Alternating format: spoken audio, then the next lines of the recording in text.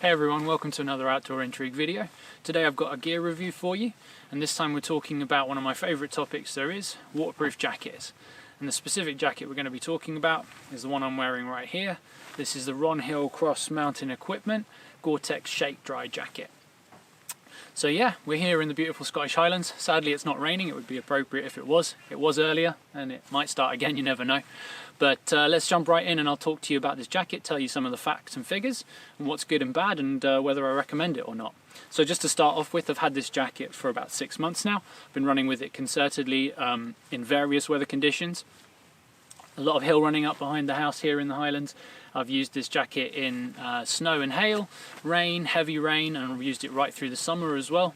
So I've experienced a lot of different conditions in it, well over 1,000 kilometers of running, probably closer to 2 at this point. So plenty of time put into it to give you what I think is a pretty good, tested and insightful, hopefully, review. So the jacket itself retails at £235 RRP. That's both for the men's and women's version. You can pick it up a little bit cheaper than that. If you have a look around on the old Google, you can probably pick it up for under £200. So it's certainly, for a running jacket, pretty top end. For most waterproof jackets, I'd say it's still probably pretty top end price wise. It's not the most expensive. That was a midge, I think, that just attacked me. The reality is that that is pretty expensive for a running jacket. It's not the most expensive, but it's certainly not the cheapest. So that might put some people off, but I think you'll see that you do get quite a lot for your money with this jacket. So the other thing to remember is this is ultra lightweight. I've got the men's medium on here and it weighs in at 150 grams. I believe that the women's small is only just over 100 grams total weight. So you're talking about an extremely light option. I would say also that this jacket does suit people who are ultralight backpackers just as much as it might suit those of us who are trail runners. I think it oftentimes equipment, as I've mentioned, crosses over, and this is certainly one of those items that definitely does. So aside from the price and the weight, what else is special about this jacket? Well, I think that the way in which it's been cut and designed for fit is really good. I'm 6'2" and somewhere between 75 and 78 kilograms, and this jacket fits me very well. I think that it's got a decent amount of length to it. I've got quite a long torso and leg length, and sometimes I find jackets too high, but this is certainly not the case with this. It has a slight drop tail on it and elasticated edges as well to keep it cinched in nicely. I've got on a thin fleece layer and a synthetic base layer in this today, and there's still plenty of room there, so you can layer with it quite easily. Both of the ends of the wrists end with a slight elastication so that it does have a little bit of movement there to cinch, and they have thumb loops so that it stops the sleeves riding up on your wrists, particularly if you're running with gloves on in the rain, which I have done with this. It's really nice. You can actually lock out a lot of water ingress because you often do get a lot of water coming up your sleeve. Sometimes I have to empty my sleeves out. So that's pretty handy and comfortable. You've got one main zip that runs all the way down the middle here that has a flap on the inside to help prevent any water ingress, and I found that to be pretty good. There's one small button clip here so that if you want to open the jacket for venting, you can clip it and stop it from flapping completely open whilst you're running. I wish they'd put another one slightly higher up, if I'm being honest, because there is no button here, which is one of the few negatives on this jacket. If they had had one there as well, it'd be great. But anyway, so that's how that works. You've got one pocket, very, very minimalistic. You've got one pocket and it's pretty small. You can see I can't even fit my whole hand in there. So this is not for storing a mobile phone or anything like that, really. It would probably bounce around too much. It's more like a small hat or gloves or a snack or a bit of rubbish that you want to tuck away, something small like that. But you do have a pocket.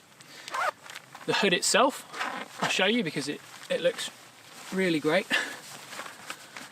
Is really simplistic. There's no peak or brim to it or anything like that, but it does have a really nice snug fit. If you zip it up, you can really lock the weather out.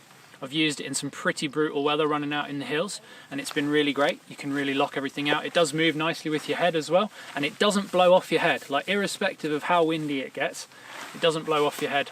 And there is one small adjustment piece of material at the back, which has a tiny little adjuster clip, very simplistic, so you can create a little bit of pull on your head if you want to. Cut and fit is minimalist, simplistic, but I think it's done really well.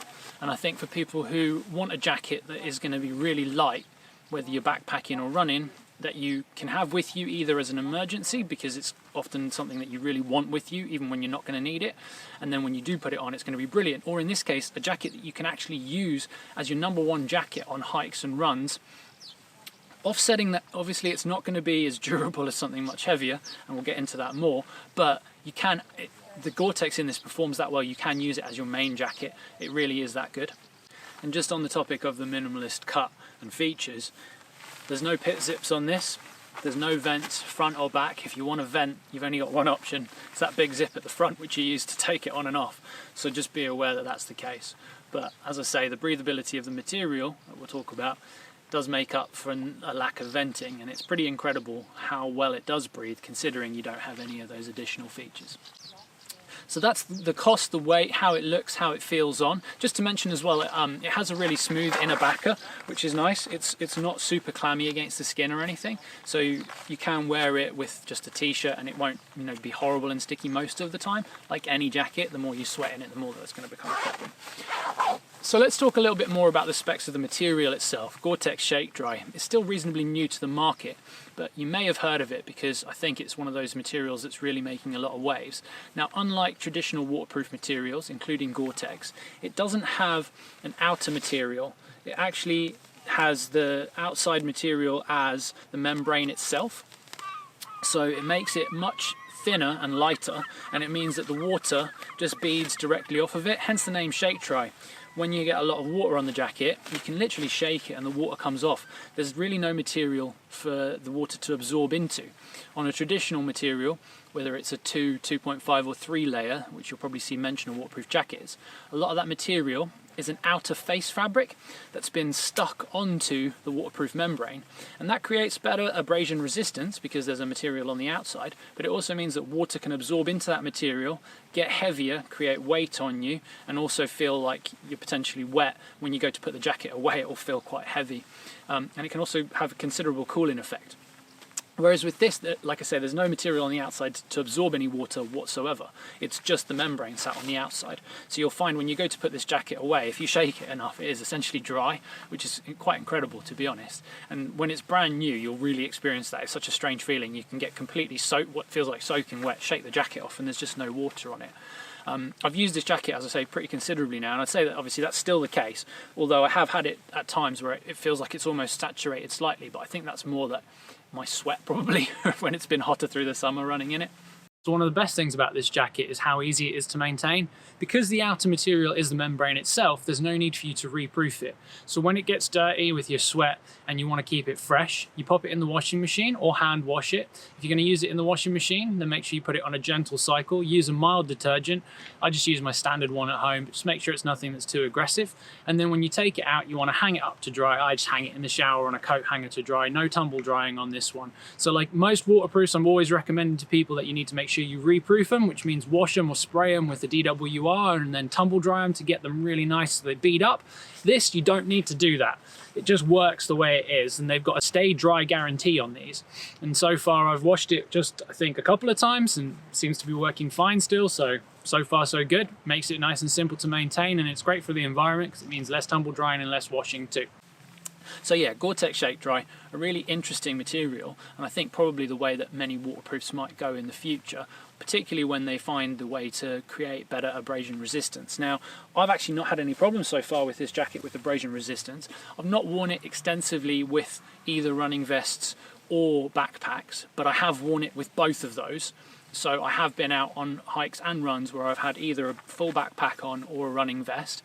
Obviously, ultralight weights, so you know, never more than probably about 7 kilograms at the most, which obviously helps, and I can't see any effects of it whatsoever. So it's not going to last as long as a really tough jacket. Some of my other jackets that I would use maybe in winter conditions, or if you're specifically going out for a hike or spending time in the mountains where you're going to be bashing into things, yeah, this jacket is obviously going to not have nearly that kind of lastability, and it's not going to be nearly as tough.